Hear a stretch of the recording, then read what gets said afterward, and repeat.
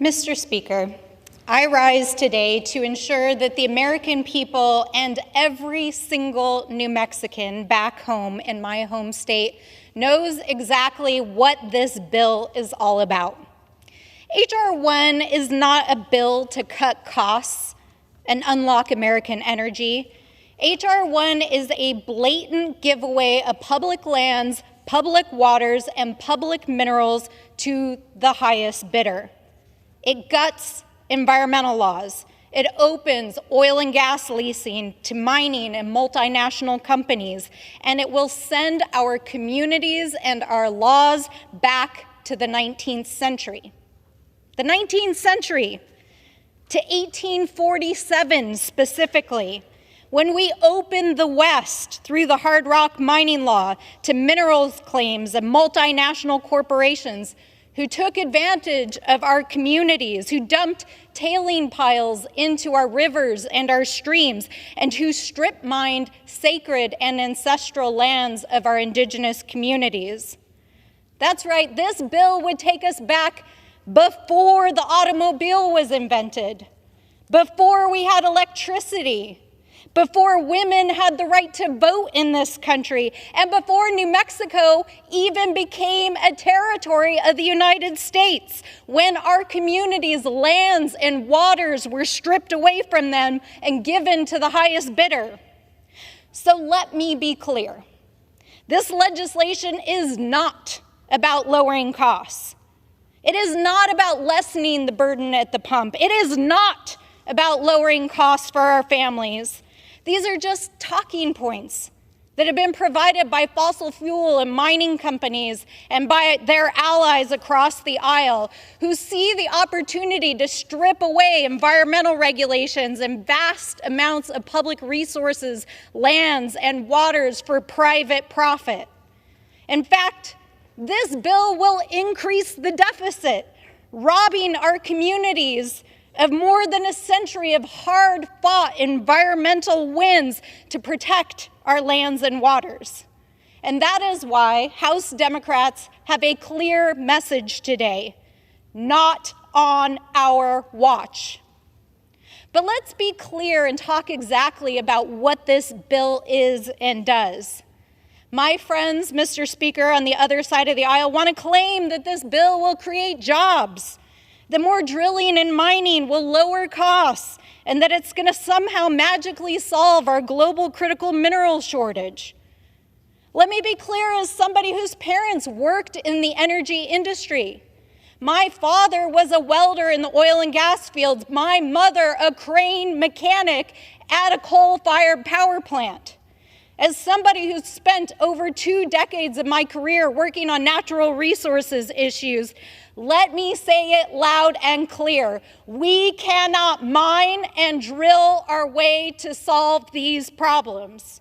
And in fact, this bill not only does not help our communities, but puts our nation and our planet at risk. Scientists from across the world released a report just last week that made clear that if we do not take significant action right now to curb global emissions, we will cross a global tipping point and catastrophic global climate change. This bill would threaten our global planetary health. In fact, this legislation, which the president has already said he would veto, would open vast swaths of our land and our water to oil and gas drilling, to mining, not to lower costs, but to line the pockets of wealthy oil companies. In the name of streamlining, it would gut environmental laws, like the National Environmental Policy Act, a piece of bipartisan legislation that Richard Nixon signed, the Clean Water Act, the Clean Air Act. It would gut protections for our communities to be able to actually have a say in what happens in their own lands and waters. It would make it easier for large corporations to pollute and dump toxins without consequence. And finally, this legislation not only does not lower costs, but raises the deficit by billions of dollars. So I ask the American people, and I ask New Mexicans, is this what you want Congress working on? A 175-page bill filled with thinly veiled corporate giveaways that gut our environmental laws, that cut our communities out, and that would line the pockets of private corporations? No. The American people want clean air, they want clean water, they want climate action, and they want a planet that they can leave to their children. And that is why Democrats and the president fought to pass the Inflation Reduction Act just a few months ago in this chamber.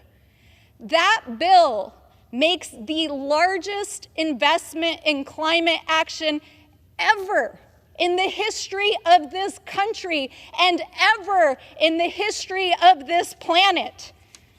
Our bill, the bill we passed to address the global climate crisis, will create millions of jobs. It will rebuild our infrastructure and our local economies.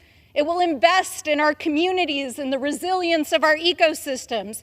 It will reduce household costs like our friends across the aisle are trying to claim with this giveaway bill. And guess what? It reduces the deficit, all while putting us on a path to cutting carbon emissions in this country by 40% by 2030. But guess what else happened? Not a single Republican in this chamber voted for that bill. Not one. Not one member on the other side of the aisle voted to lower costs, voted for a clean energy future, voted to protect the environment, voted to protect our communities. We cannot drill and mine our way to a clean energy and climate secure future.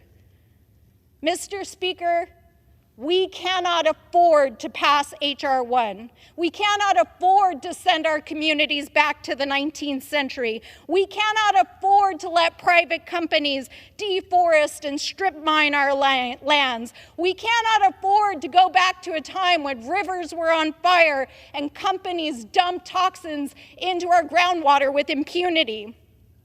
That is why I urge my colleagues to vote no on this legislation, because the path is clear. We must take climate action now and build a clean energy economy and leave a livable planet for our communities, for the future, and for our nation. And with that, Mr. Speaker, I reserve.